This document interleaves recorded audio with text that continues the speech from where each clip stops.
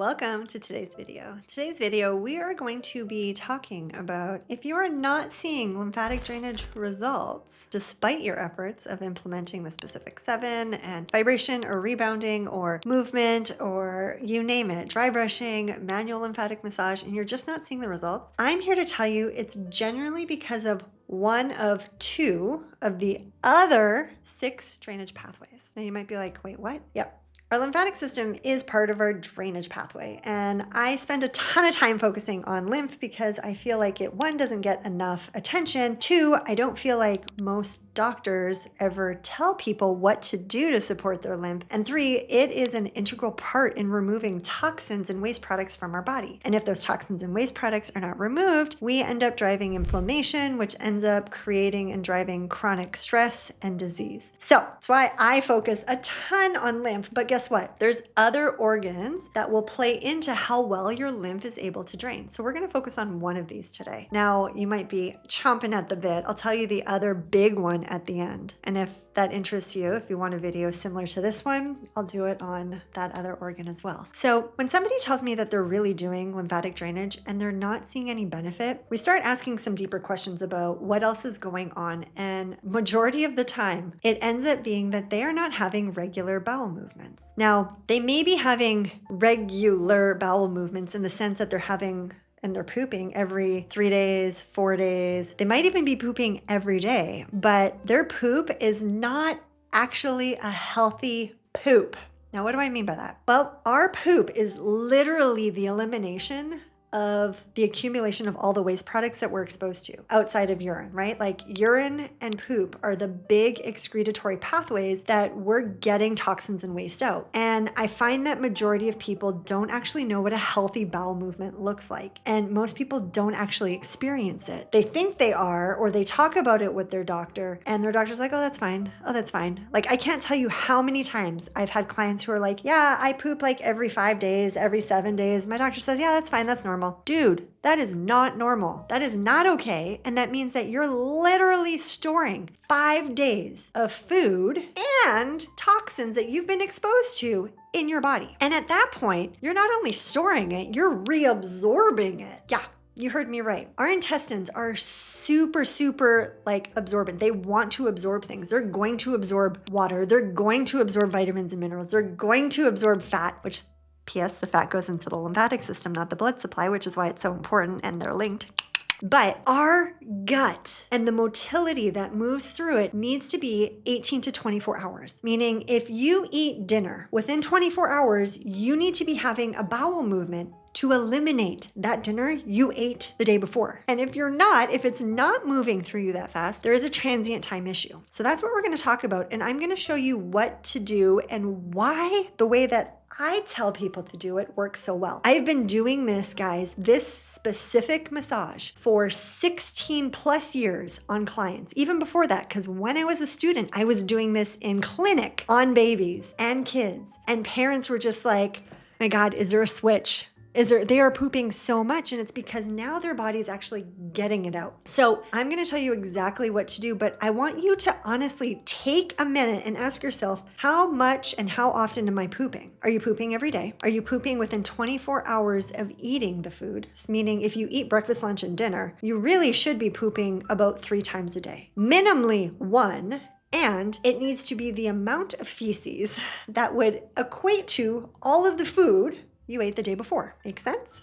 Perfect. Now, how it looks is also extremely important. A lot of people are like, oh yeah, it's fine. You know, I don't have to strain, but it's still like hard and clumpy. That tells me that you're dehydrated and your body's likely reabsorbing some of those toxins that you really should be eliminating. So first and foremost, up your water, add salt. So Celtic, Himalayan, it has to be unrefined. We need the magnesium, potassium, and sodium in the salt for your body, for your cells to absorb the water at a cellular level. That is true hydration. That is what is going to help hydrate your fascia along with movement. Now, I do that a lot, but I also do what is like a mineral drop. I add mineral drops to my water, especially during summertime heat. If I'm sweating a lot, I don't do like sports drinks, I use this mineral dropper. So if you're interested, you can check it out below, but really you can get away with just doing a pinch of salt. So that's the first thing. The second thing we got to do is work on transient time. So you may want to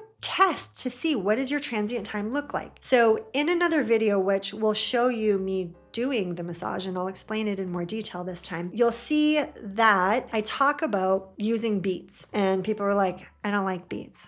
That's cool. You don't have to like beets. Try sesame seeds then. So take like a teaspoon of sesame seeds, mix it with some like avocado, eat it, and then you have to watch the toilet. Like you gotta, like, I think you should watch your toilet anyway after you poop to look at what does your poop look like. But look at it, and when you see sesame seeds, count the hours it took from when you took it to when you saw sesame seeds in the toilet. Okay, that will give you an idea of how things are moving through. Now, you may have good transient time, but you still might be slightly dehydrated. We want our stool to look like a sausage. Okay, soft, easy, smooth to pass. When we start to see lines and cracks and bumps and lumps, and it starts to tell us that there's some level of dehydration. So we just need to increase it. Okay, so increase our hydration, and it really helps with the salt or those mineral drops. Now, most people that are not pooping within 24 hours of eating, what we can do is we can help move along essentially the backed up stool by doing a massage. Now, this massage, you are going to be doing a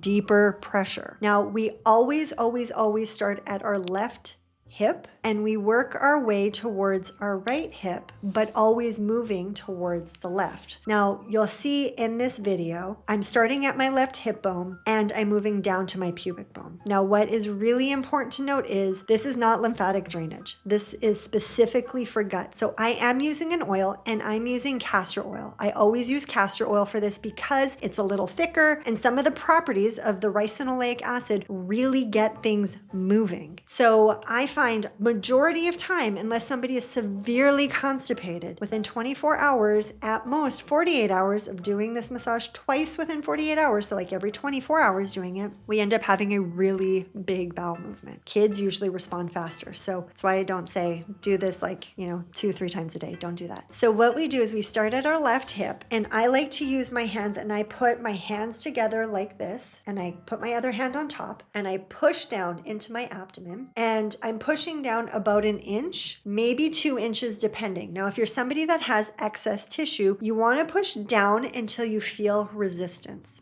Okay? It shouldn't feel like a Swedish massage, but this should not be painful or it should not hurt. Okay? I want you to think of literally pushing the fecal matter out of your digestive tract. So the reason we're starting on the left side, so we put our hands at our left hip bone and we're going to direct it at an angle down to our pubic bone, is because we're clearing the colon, we're clearing the exit. If we are backed up, because we don't really know where we are backed up in our large intestine, it could be the colon, it could be the descending, the transverse, the ascending. We don't want to start at the ascending and just start to push our poop along, because we can ultimately be causing a bigger backup. I have the same theory, and we do the same thing with lymph. We don't start at the end, we start where the end should be, like where we want the stuff to exit, and then we back up as we clear space and make room. So we start at the left hip and we push down with enough pressure to feel resistance, and we push through to our pubic bone. Then what we do is we move up to our left rib cage and then down to our left hip bone, and sometimes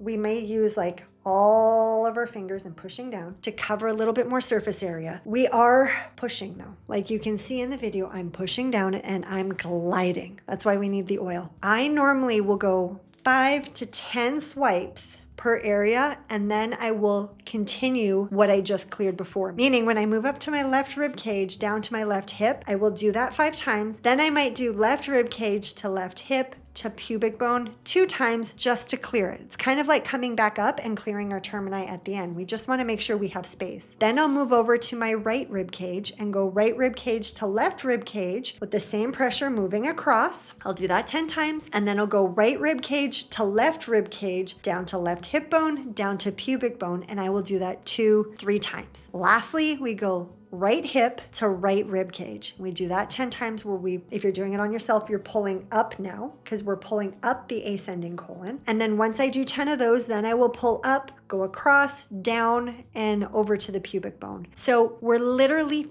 following the physiology of our intestines to clear it. This is why this works so well. Please, please, please don't start at your ascending colon, the right hip. Like I said, we don't know where things are backed up. So if we're further backing things up, we're just creating a bigger problem. So let's clear space, let's make space, and let's keep it going. I've had many moms tell me, oh, that's the I love you massage. Yes, it's the I love you massage that a lot of lactation specialists and like midwives and doulas and things like that are teaching moms, which I love that they're doing it the right way. So we should all do it this way. Give it a try and let me know how it goes. Did this work? Did it feel good? Now, it might feel uncomfortable if you're really backed up. Ease up on the pressure, and you may have to do it, once every 24 hours for a little bit to get things going. Now, again, hydration really important, and watch the other video because I do talk about a couple other things that could be causing you to be backed up. If you like this video, let me know if you want me to talk on the second